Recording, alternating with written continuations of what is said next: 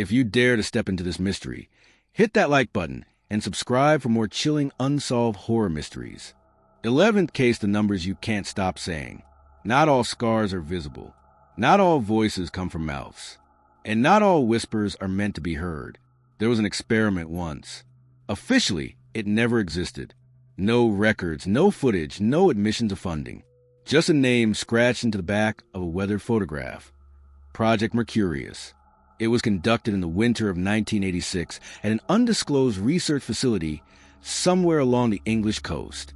The people involved, volunteers they claimed, underwent a series of psychic tests, ranging from sensory isolation to group hypnosis to what documents later referred to as deep exposure.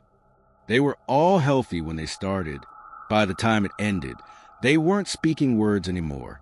They spoke numbers, long strings of numbers, muttering, repeating, scribbling them on walls, tattooing them into skin. No one could get them to stop. Psychiatrists diagnosed it as a form of mass suggestive aphasia, a psychological side effect of stress. But years later, those sequences were fed into a government database, and what came out weren't random digits. They were coordinates, dates, times, and every single one corresponded to a crime that had never been reported, until it was. The first survivor to go public was a woman named Elsie Carr. In 1997, she gave a recorded statement to a small independent documentary crew investigating Cold War experiments. She refused to appear on camera, but her voice was clear. They made us lie down under lights, bright white lights, for hours. They asked us to count, just count. But when I reached 28, something shifted. I stopped thinking. The numbers kept going. On their own, I couldn't stop, even when I bit my tongue. Elsie's footage was released 3 years later. In the background, she can be heard whispering, 52.0391, 0.7164, 19.03.1988, 4:12. A local journalist input the coordinates into a GPS system. It pointed to a farmhouse in Suffolk. The date and time led to an event that hadn't yet been connected to any database. The disappearance of a girl named Molly Faulkner. Her body was found in the very cellar of that farmhouse 2 weeks after the video aired. The location had never been searched before. The case had been cold for a decade. The digits matched precisely. Miss Marple was granted access to a cache of restricted interview files from a decommissioned MI5 research archive. The transcripts were incomplete, fragmented, but consistent. Subjects repeatedly listed what appeared to be meaningless numbers. Some jotted them down on napkins, others on the backs of their hands. A man named Reggie Dalton had etched a set of digits into the wooden floorboards of his home, carved into them with a kitchen knife. 53.8917-1.5405, 07.09.1992, 23:19. Marple followed those numbers to a parking garage in Leeds. Security footage from that night, long since archived, showed a woman entering alone at 11:19 p.m. She was never seen again. The footage was never reviewed until Marple requested it. Another number led to a lake, another to a train station, another to an abandoned greenhouse. Each set of numbers was more than an echo. They were predictions, and they were always correct. Marple visited one survivor, a man now living in isolation under the care of a private foundation. He had been mute for 17 years. Then one night, he woke and wrote a sequence on the wall in charcoal. It matched the coordinates of an art gallery in Bath. The next morning, the gallery owner was found dead in the basement. The police had no leads, only the number. Marple dug deeper into the records. Project Mercurius had been funded by a group known only as Division L. Its stated purpose was cognitive resilience training, but off-record notes suggested another agenda, something called neural forecasting. The belief that certain individuals, when subjected to extreme psychological pressure, could glimpse future trauma through abstract data, not visions, not feelings, numbers, because numbers could be verified, mapped, tracked. One file contained an audio recording marked, Subject D last session, The voice is weak but coherent. It repeats 47.3090-2.1327, 14.11.2022, 2:46. No context, no reference. But when Marple searched a location, she discovered a cliffside town in Brittany. On November 14th, 2022, at exactly 2:46 a.m., a man threw himself from a balcony overlooking the sea. The suicide was ruled accidental. No foul play, but the timing and location were exact. Subject E had never left England, and he had died in 1989. Marple began hearing the numbers in her dreams. She checked her voicemail and found strings of coordinates. No caller ID. She set up recording equipment in her study. One night, she watched the footage and saw herself rise at 3:14 a.m. She spoke, softly, rhythmically, 44.8300-0.5700, 02.07.2024, 5:05. She didn't remember waking. That location led to Bordeaux. The date had not yet arrived, but it was marked on her calendar. 2 nights later, she woke to a burning sensation. On her forearm, carved shallow but clearly, was a number, one she didn't recognize.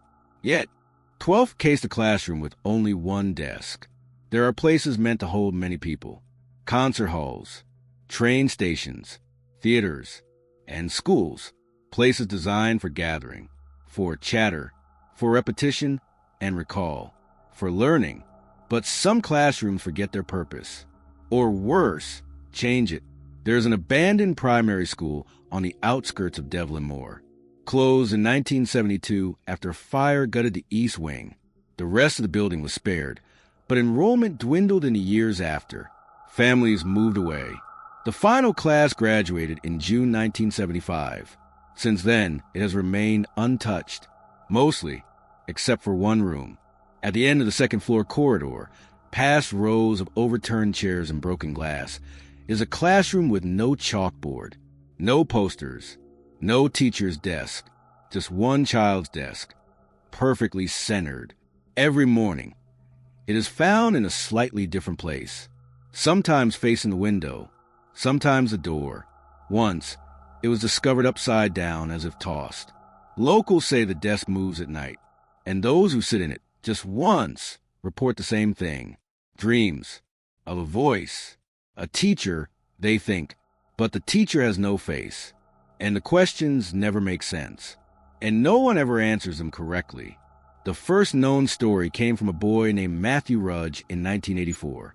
A group of teenagers had dared each other to enter the school one autumn night. They snuck through a broken back window and wandered the halls with flashlights. It was Matthew who found the desk. His friends dared him to sit. He did. He said the wood was warm, as though someone had just gotten up. He didn't sleep that night, or the next. When he finally did, he woke screaming. His mother said he had bruises on his forearms, finger-shaped. He couldn't remember what the voice had asked him, just that he had gotten it wrong. Matthew dropped out of school the following year, moved away, never spoke of the desk again, but others did. Miss Marple received a letter from a former janitor who once worked at the Devlin Moor School during its final years. He said the desk appeared after the fire. It wasn't part of any shipment, didn't match the rest of the furniture. No manufacturer, no markings. One day it was just there. No one could explain how it had gotten in, or why it wouldn't leave. Teachers tried removing it. They carried it to the hallway. By morning, it was back. They locked it in the supply room. The next day, it was in the center of the classroom. The school attempted to destroy it, but the wood wouldn't burn. The janitor's final line in the letter read, it didn't want to be gone. It wanted someone to sit. Marple visited the school grounds. The building was condemned, but the structure still stood, overgrown, cracked windows. The metal handrail up the front steps bent like a twisted limb. Inside, the air was stale. Dust clung to everything. But in that one room, it was clean, and the desk was there, facing the window. She took photographs, measurements, samples of the wood, but she didn't sit. Not then. She returned every day for a week. The desk changed positions each time. On the 8th day, she sat. She dreamt of a classroom she had never seen. Walls of slate, a high ceiling, a single candle in the corner. She was a child again, or felt like one. There were no other students, just the desk and the teacher. Not a shape, not a body, just presence. Tall, silent, and then the voice. It asked questions, but not in words. Ideas, concepts, memories she didn't know she had, and answers that felt like she had known them forever, until the moment she tried to say them aloud. Then they vanished. She woke up sweating. There was a chalk smudge on her wrist. She hadn't touched any chalk. She checked her footage. Overnight, the desk had moved again, slightly, facing her. The next night, she dreamed again. This time, the voice whispered, "You remember now." She didn't, but when she checked her notebook, there were equations, formulas she didn't recognize, drawn in her handwriting. She contacted a physicist, showed him the equations. He said one was a model for nonlinear time. Another resembled ancient geometry, something akin to memory mapping. He asked where she had learned them. She didn't answer. The next night, the desk was in the room. It was in her flat. She had locked the door, bolted every window. But there it was, perfectly centered. She burned it.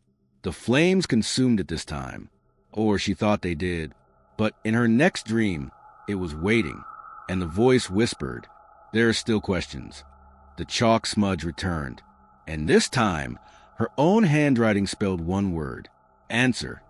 13th case the forest that grows toward you. Forests are not static. We like to think of them as fixed things, deep, still, ancient, silent witnesses to the passing of time. But trees are never truly still. They shift, they adapt, they move. Most of the time, it takes years. A decade to notice a reach, a generation to see a change. But what if that movement wasn't slow? What if it was intentional? Not random, not dictated by sun or water, but by proximity and desire. Just outside of Wexham, there's a patch of woodland called Liddon Copse, a modest expanse, perhaps 2 miles across. Locals always considered it unremarkable, good for mushrooming, poor for camping. That changed in 2011. A photographer named Grace Tyndall launched a time-lapse drone project for an environmental study. Cameras mounted above the canopy. Months of footage compressed into seconds. She expected to capture leaf cycles. What she found instead was growth. Fast growth, but not upward. The trees weren't stretching to the sun. They were leaning toward the nearest houses. Grace initially believed it was a glitch, perhaps an issue with calibration or wind distortion in the footage. She adjusted her equipment, realigned the grid overlays, and set the cameras again. The results were clearer the second time. The trees, mostly ash, birch, and alder, were bending. Their trunks bowed not in reaction to wind, but with purpose. In 23 separate data sequences, the growth trajectory veered east, toward homes bordering the edge of the copse. Neighbors began to notice. Branches reached further across fences. Shrubs emerged in patios. A gardener reported ivy appearing in patterns he hadn't planted. Dead stumps sprouted buds overnight. One homeowner, Thomas Markham, attempted to cut back the limbs pressing against his conservatory roof. He disappeared 3 days later. No signs of struggle. No signs of a break-in. His boots were found at the edge of the forest. The laces still tied. Miss Marple was alerted to the phenomenon through a series of anonymous letters mailed to a folklore society she occasionally consulted. Each envelope contained clippings from local newspapers, handwritten annotations, and coordinates of Liddon Copse. One note read, "Growth rate exceeds botanical norms by 420%. Still accelerating. Trees respond to movement." She arrived in Wexham in late summer. The air was humid. The trees were unusually thick for the season. Her approach was met with polite dismissal by town officials. "It's just invasive roots," one arborist said. "Soil memory from old plantations."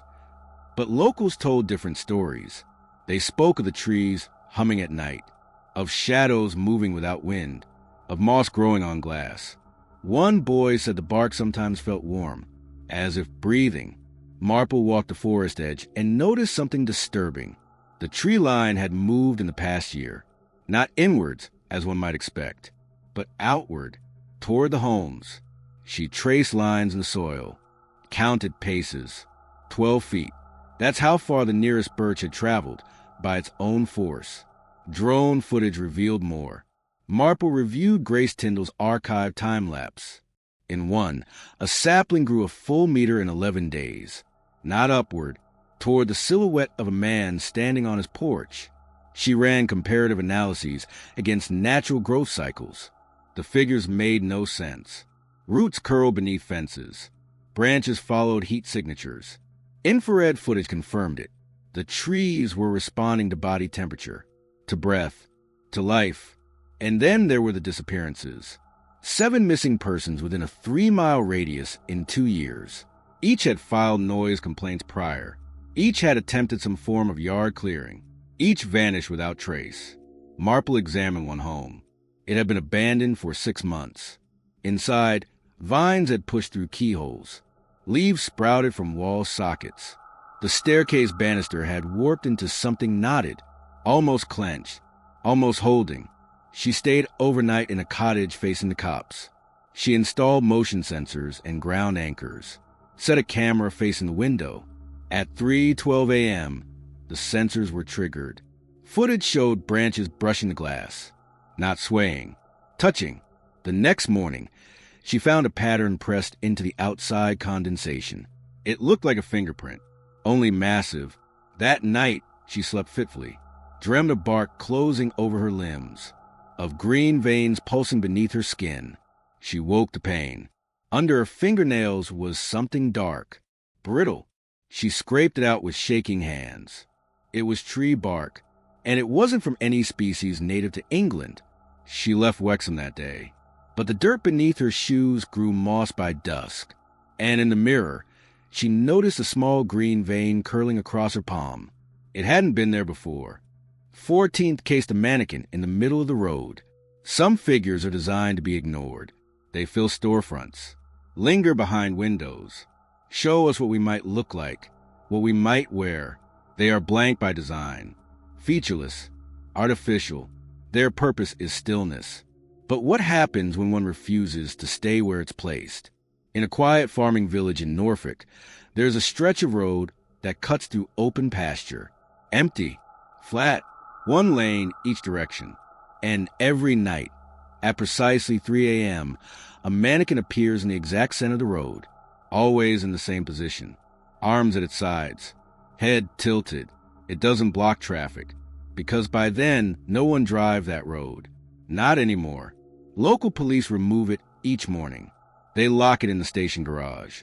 By nightfall, it's gone, and the next morning, it's back, wearing something different each time. Boots one day, a scarf the next, once a child backpack. And the people who pass it at night, those few who dare, report one thing: its head turns, but only when you look away. The first official report came from Constable Merritt in January 2013.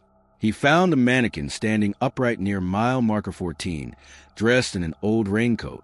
It was raining that night, heavily.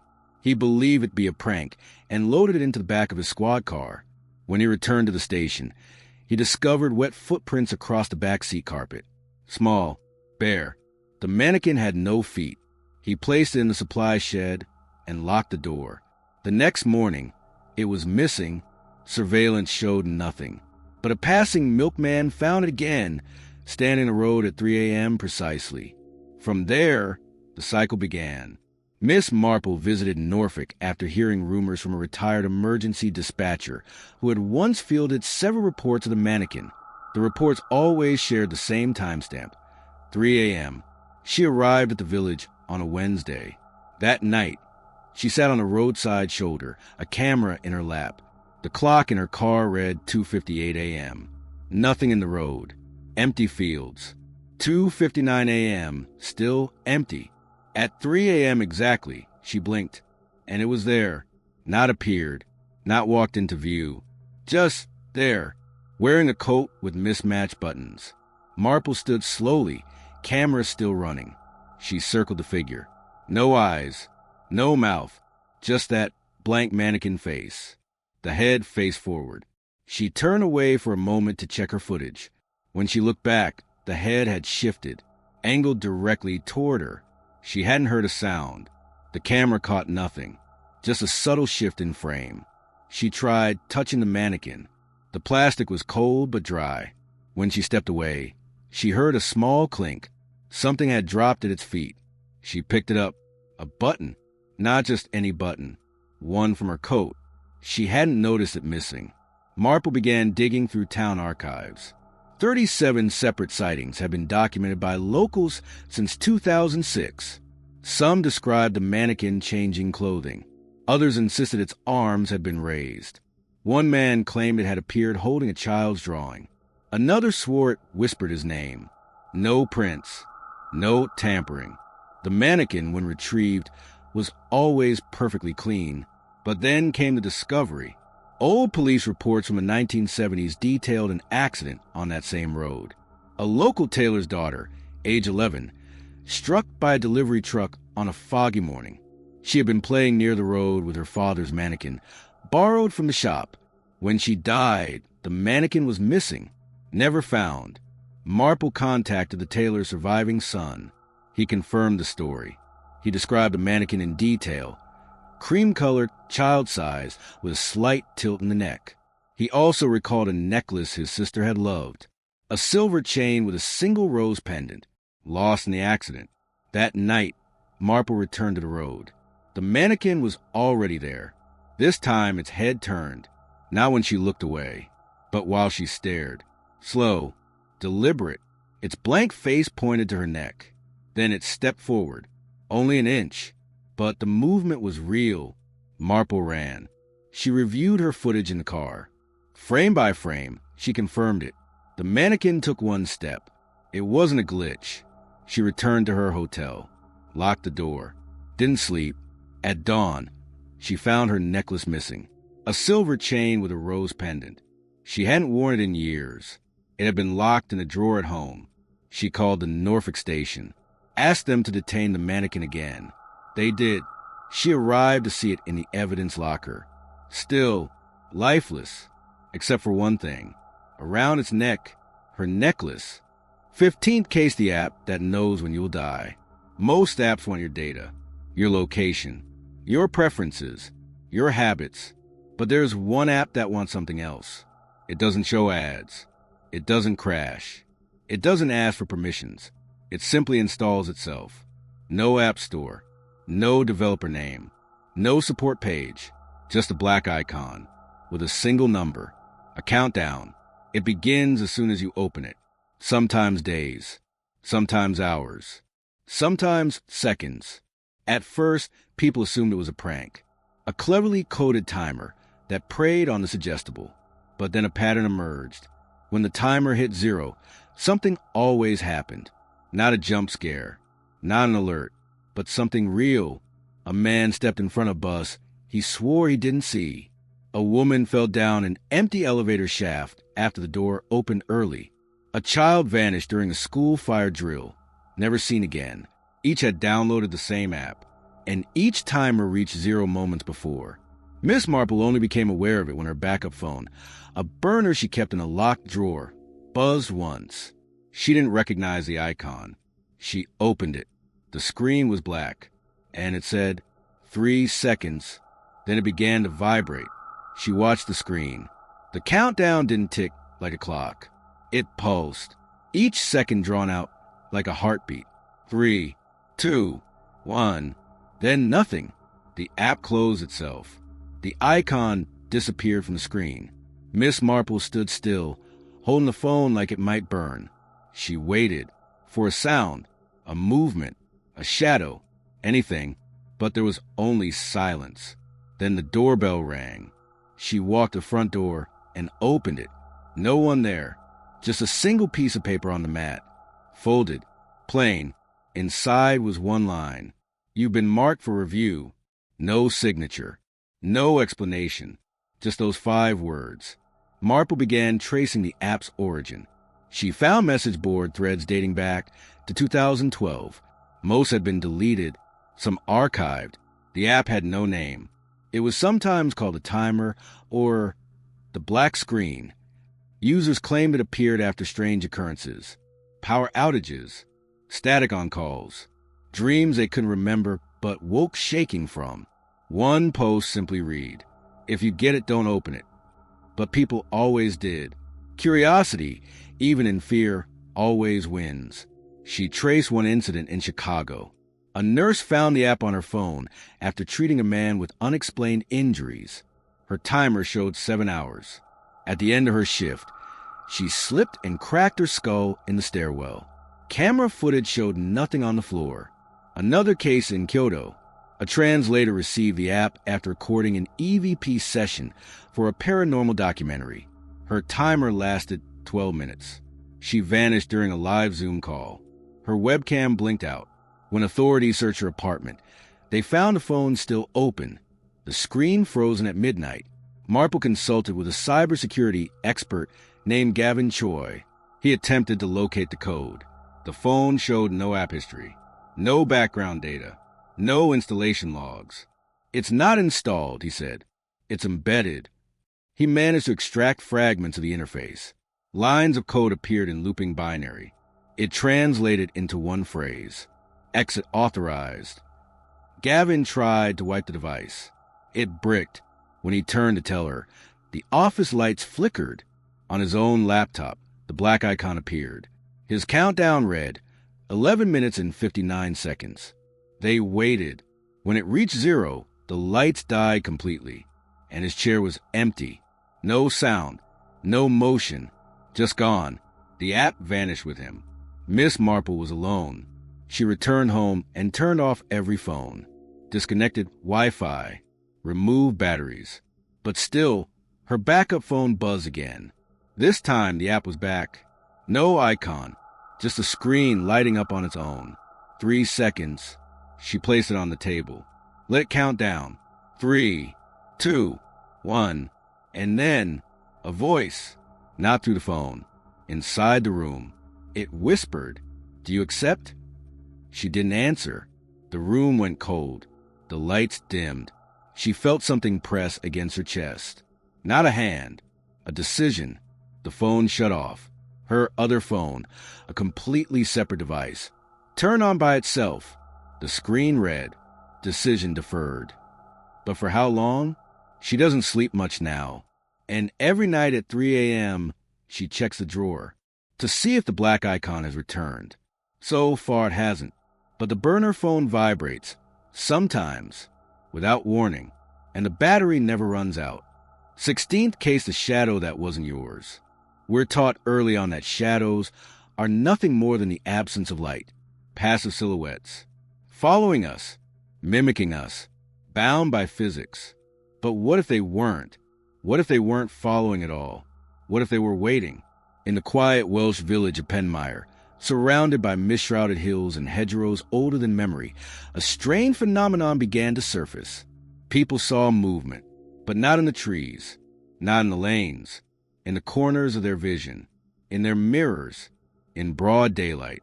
Their own shadows, long and sharp, started stepping where they hadn't. First, just slight delays. A hand raised, but the shadow didn't follow.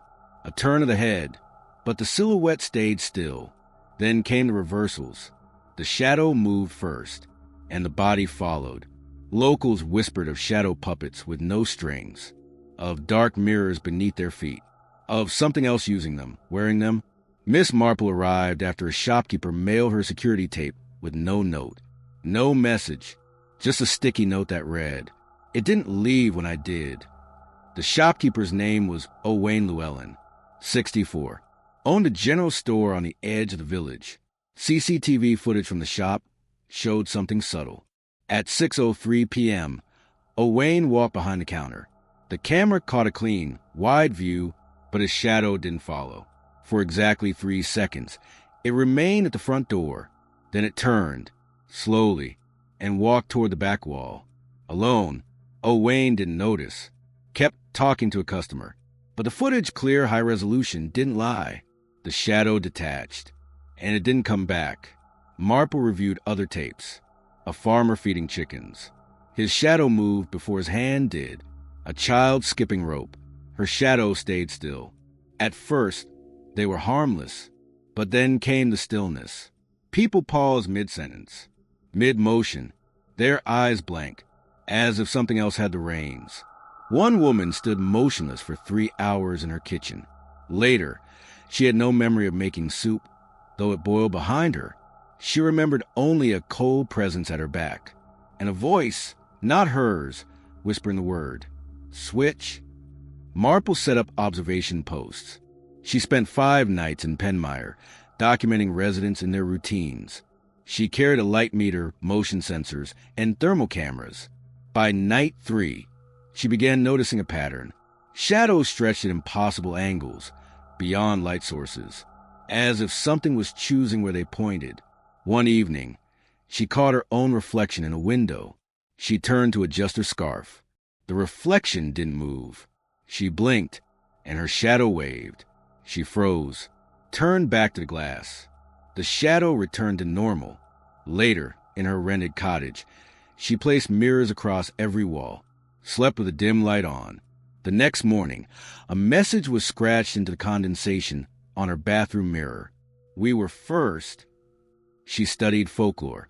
Ancient Celtic myths spoke of Anwilwer, the watchers below, beings who mimicked us through reflected light, always beneath, always patient, but sometimes eager.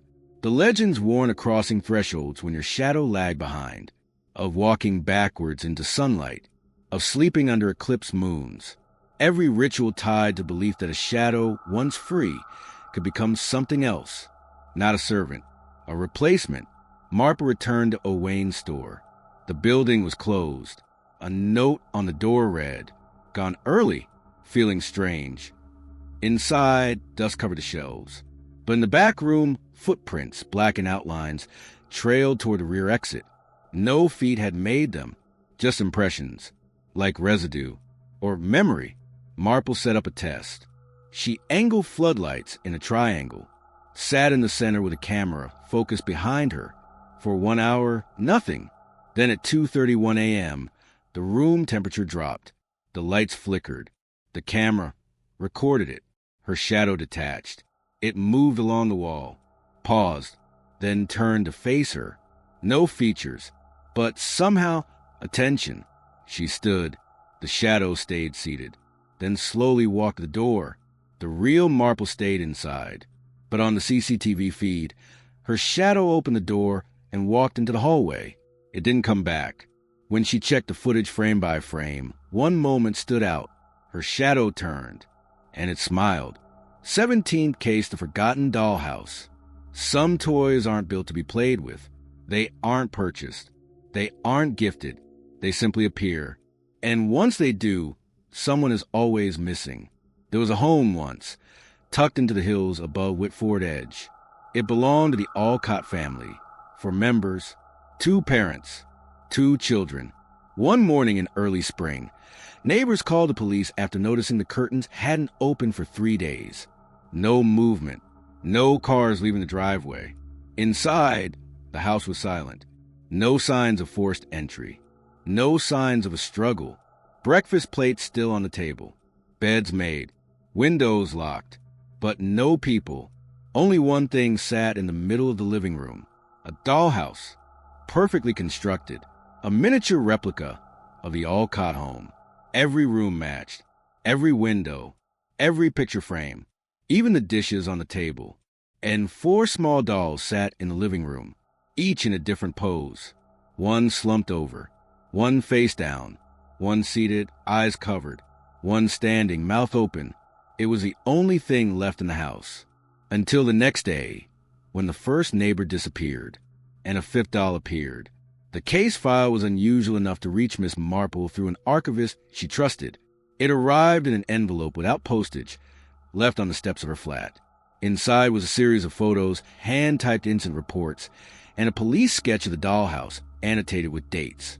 Each time someone interacted with the dollhouse, moved it, cleaned it, or merely brushed past it, a new death was reported, and always the pose of the deceased mirrored one of the dolls inside. At first, authorities believed it to be coincidence. Then, they attempted to remove it. A forensics officer picked it up to photograph its underside. He died 43 hours later, collapsed in a garden chair, mouth open, just like the doll that had been moved. Another investigator placed the dollhouse in evidence storage. The camera footage of the storage room went black at 2:13 a.m.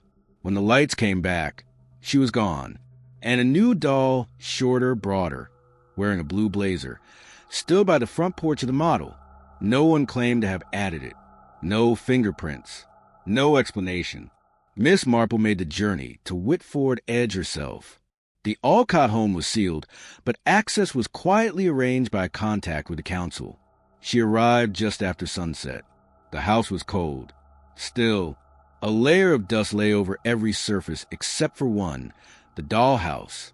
It sat beneath a window, facing east, exactly where the original family's coffee table had been. Marple approached cautiously, measured each room with a flashlight. Every detail mirrored the real house. The carpet pattern, the framed photos, even a tea stain on the dining table. The dolls were arranged differently now. One lay on the stairs. One was curled up in the kitchen. One stood behind the curtain. One was gone. And in the corner of the master bedroom, a new figure, unpainted, faceless, wearing a piece of red string around its neck. The same string Marple used to bind her notebook. She hadn't mentioned that detail to anyone. The doll was holding something, a scrap of paper. On it in tiny script, "Now you know." Marple set up a motion camera. Infrared. No light. She left the room, shut the door, and waited. At 3:03 a.m., the lens picked up motion. Inside the house, nothing moved. But inside the dollhouse, a doll fell. No wind, no vibration, no breeze, just a doll, falling over onto the carpet of the miniature bedroom. At 6:15 a.m., a call came in from a house 2 streets away. A woman had fallen down her stairs, her neck twisted, her pose identical to the doll, and in her front garden nothing but soil. But buried 6 inches deep, found by a groundskeeper later that day, a tiny pair of plastic feet. From a doll, Marple contacted the department responsible for artifacts and cursed objects. They refused to intervene. "It's not cursed," the analyst said. "It's bound. That's worse." She spent the next day researching dollhouse folklore. Historical miniatures were often used for ritual, not as toys but as containers, receptacles for memory, or worse. She stayed one last night in the Alcott house. Before dawn, she woke suddenly. She heard a creak, looked at the corner of the room. The dollhouse door, miniature, hand-carved, was open, and the faceless figure had moved. Now it sat on the porch, wearing something new, a scarf, her scarf, folded carefully, tiny. She hadn't packed it, hadn't seen it in weeks. But there it was, 8th case to town with no children. Some places are born with a silence that feels too rehearsed, as if someone or something spent years perfecting it. Bellsworth is one of those places, a village nestled between rolling hills, sheep-dotted fields, and winding cobblestone lanes. It looks untouched, preserved, a postcard of countryside charm. But behind the lace curtains and picket fences is an absence, so complete it makes the air feel artificial. There are no children, no playgrounds in use, no toys in yards, no chalk on sidewalks, no young voices calling out from back gardens, just stillness. It's been that way for 40 years. Miss Marple was drawn to Bellsworth not by a missing person report or a headline, but by a whisper, a woman at a train station. She leaned in and said, "They're here. You just can't see them unless they want you to." Then she vanished into the crowd, and in her place a scrap of newspaper folded neatly, with one headline circled. Bellsworth marks 40 years since last registered birth.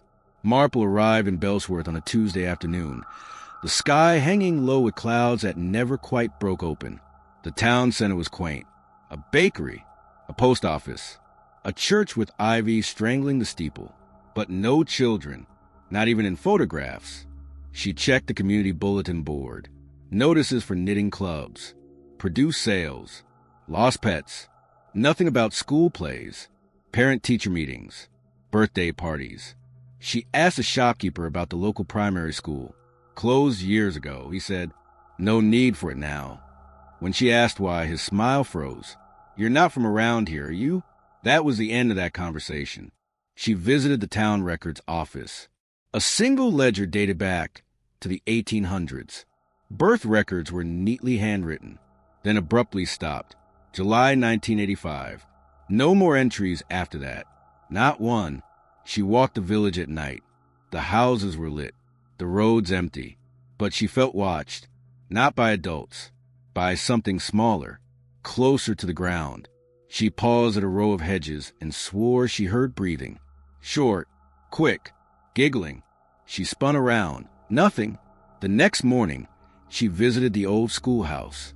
The building had been boarded up, but she found a way through the back. Inside, desks still arranged, books on shelves, chalk dust frozen mid-thought on the board. On the windowsill, a stack of drawings, childish, crude, stick figures with empty faces. One showed the village from above, each house marked with a red dot, all except one, the house at the end of Station Road. She visited it that evening. The house was derelict, shutters hanging loose, windows cracked, but the front door creaked open easily. Inside, empty rooms, until she reached the attic. On the floor, a circle of small chairs, and in the center, a single tape recorder. She pressed play. Children's voices, soft, laughing, but the words, they weren't playful. She's here now. Does she see us? Not yet.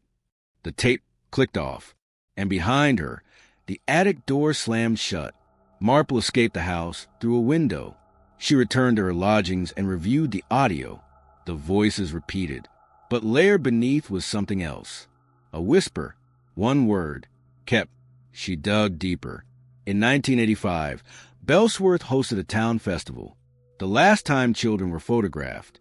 She found the photo in a local newspaper archive. A parade float, balloons, children smiling, but their eyes have been scratched out. Every face, not by age or damage. Deliberate. She found a single name, Margaret Cleaves, former schoolteacher, still alive. She visited her the next morning. Margaret was blind. We thought we were protecting them, she said. The adults. We made a pact. What kind of pact? Marple asked. They asked to stay. They said the world wasn't safe. They said they could hide. But only if we helped. Helped how? By forgetting them. Margaret smiled faintly. You're the first person to remember in decades. That's why they'll come to you now. Marple drove out of town before nightfall. Halfway down the old coastal road, she stopped for petrol. When she returned to her car, the interior lights were on. She hadn't left them that way. She slid into the driver's seat. Silence. Then, children's laughter. From the back seat, she turned sharply. No one there. Only the faint imprint of small handprints on the rear window, and the smell of crayons. She drove without stopping until sunrise. Back at her flat, she found a note slipped under her door, in a child's handwriting. Thank you for seeing us. 19th case of static caller ID. In the age of smartphones and endless spam, most people don't answer unknown numbers anymore. But when landlines across 3 countries begin receiving calls from the same number, people take notice. 000 000 0000. It doesn't trace. It doesn't leave voicemails. It doesn't ring more than once. But when you answer, the voice on the other end is always the same. Yours. Screaming. In reverse. It started small. A hospital receptionist in Helsinki. A pensioner in Yorkshire. A college student in Naples. All receive calls on analog landlines. All at the same time. 3:33 a.m. All describe the same thing. White noise. Then a burst of static. Then their own voice, recognizable but distorted, crying out words they couldn't understand, except when the recordings were reversed. Then, clear as day, "Don't trust me." Miss Marple received a call on a landline she hadn't used in years, one she kept disconnected. But somehow it rang. The ringing started at 3:33 a.m. sharp, 3 long tones, then silence. She stared at the base of the phone. No lights, no digital display. It wasn't plugged in. She answered, static, then a burst of high-pitched feedback that stung her ear. Then her voice, screaming, long and ragged, like it had been torn out of her lungs. Then silence. She placed the receiver back on the hook. The phone rang again immediately. She didn't answer. Instead, she left the flat and spent the rest of the night in her car. The next day, she tested the phone. No dial tone. No service. Still, at exactly 3:33 a.m. the next night, it rang again. Marple reached out to a telecommunications expert she'd worked with once. He traced anomalous calls for a private security firm. His findings were troubling. There were no records of calls from 000, 000, 0000. Yet online forums told a different story. Threads buried in conspiracy forums. Reddit posts with timestamps. Audio clips, all echoing the same experience. The number only called landlines. Disconnected ones. Disused ones. Forgotten ones. And the voice, always the receiver's own. Always screaming. Always reversed. Some messages included more. One woman in Poland played her recording backward and heard, "Stop digging." Another in Argentina, "You let me in." In Toronto, "They were safer before you remembered." Marple recorded the next call. At 3:33 a.m., the line rang. She pressed record, lifted the receiver. Static, screaming, then a burst of words, glitching, fractured. When reversed, "Don't trust me. Don't let me talk. Don't let me lie." She replayed it 3 times. Each time, the final word changed. First time, lie. Second, live. Third, leave. She checked the tape machine's power source. It was unplugged. The machine had recorded without power. She felt dizzy. The light above her desk flickered. Her reflection in the window wavered. And for a moment, she saw herself mouth a word she hadn't spoken. "Stop." She unplugged every device, removed batteries, covered mirrors. Still, the call came again. This time, the voice didn't scream. It whispered, "Don't trust me." And then, "It isn't me anymore." She threw the phone against the wall, but it rang from the floor. And when she answered, she heard her voice say something new, calm, terrifying. "I'm already inside." She checked her journals. Pages had been rewritten. Entries she didn't remember writing, but in her own handwriting. And at the bottom of the most recent page, Case 20, the case that was never filed. Every investigator has a case they can't forget. But what if you had one you couldn't remember having? Not because of trauma, but because there's no proof it ever happened. No witnesses, no reports, no badge numbers, no files, no official statements, no crime scene photos. And yet, you remember every detail. Where it happened, what was said, the smell in the air, the sound of someone breathing behind you in an empty hallway. Miss Marple awoke one night with a name in her mouth, a name she hadn't heard before, but one that felt soaked in memory. She wrote it down before it disappeared. Elspeth Rowe. Then the dream started, and every clue from every case she'd ever touched began to echo back to one case. This one, the case that was never filed. The name haunted her all day. Elspeth Rowe, not in a way that felt new, but old, familiar. She searched her files. No mention. Her journals, empty. Online databases, nothing. No birth certificate, no death record, no obituary, no social media, no school enrollment. But her gut twisted with certainty. Elspeth Rowe had existed, and she had met her. In flashes, the details returned. A house with no number on the door. A girl with ash-colored braids. A whisper through floorboards. A mirror that didn't reflect the room behind her. She remembered a basement filled with clocks that ticked out a sink. She remembered running upstairs that never seemed to end. She remembered forgetting. And then, nothing. She returned to the village of Thistle Hollow. Not because she knew it was connected, but because she didn't know why it kept pulling her. She'd passed through it once, on the way to another case, or so she thought. This time it was different. Every shopkeeper she spoke to smiled too long. Every window was closed. Every child she saw avoided her eyes. She walked to the edge of town, a row of trees impossibly straight. Beyond them, a clearing. In the center, a single house. It wasn't listed on any map. Her GPS stuttered and shut down. The air shifted as she stepped forward, like crossing a threshold not meant to be seen. She knocked on the door. No one answered. She entered anyway. Inside, dustless floors, lamps that flickered without power. A single picture frame on the mantel. It held a photo of Miss Marple, standing beside someone who looked exactly like her. Same coat, same stance, same scar beneath the chin. But her eyes, different. Harder. She turned the frame over. A note was etched into the wood. You filed it once, but not as you. She opened the desk drawer beneath the frame. Inside, a box of index cards, each labeled with a different case she'd worked, each with a note linking it to Elspeth Rowe. In the margins, handwriting that matched hers, only it wasn't quite hers. Letters curled in ways she didn't use. Abbreviations she didn't write. She flipped to the last card. Do not look in the cellar. So she did. The door opened slowly. Stairs spiraled down into pitch black. At the bottom, a single lamp, a table, and a file folder. On the cover, Rowe, Elspeth, case number 000. Inside, photographs of her.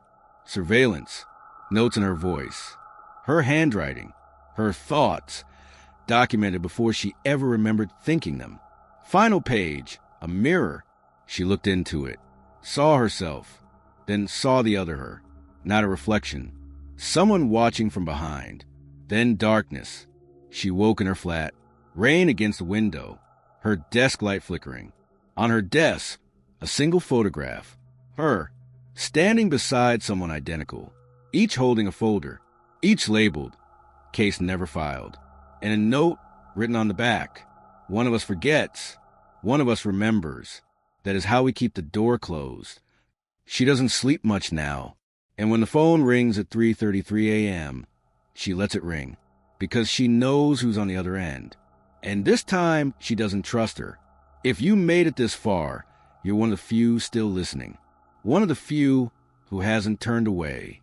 But that means they've seen you now. They don't like being watched. So before the lights flicker, before the mirror shifts, do one thing. Subscribe. Leave a comment. What case haunted you the most? And turn on notifications, not for us, but so you know when they're near, because the next file might have your name on it. You are now part of the case. New files dropping soon. Stay hidden. Stay subscribed.